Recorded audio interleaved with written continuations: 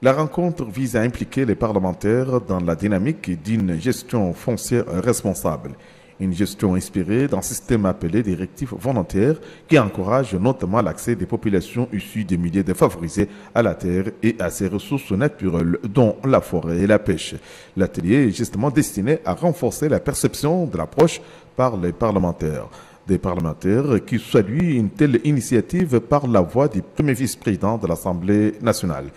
M. Yahya Ousid Moustapha a émis l'espoir de voir les populations rurales tirer grand profit de toute action allant dans le sens de l'amélioration de leurs conditions de vie.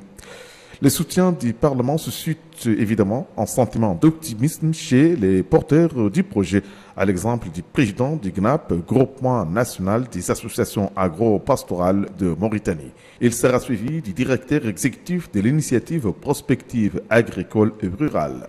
Nous sommes persuadé que cet atelier contribuera à créer un environnement juridique favorable à une gouvernance foncière responsable.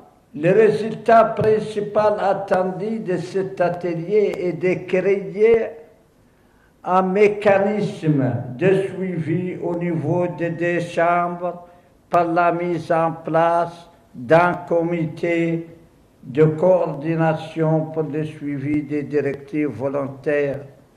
Celles-ci ont été ratifiées par 133 pays, dont le nôtre, lors de la 38e session extraordinaire du Conseil supérieur de l'alimentation, CSA, tenue à Rome le 11 mai 2012. C'est donc un dossier récent, ignoré par la plupart des États signataires. La question de la gouvernance des ressources nécessite un dialogue inclusif pour garantir la paix sociale, seul gage pour un développement durable.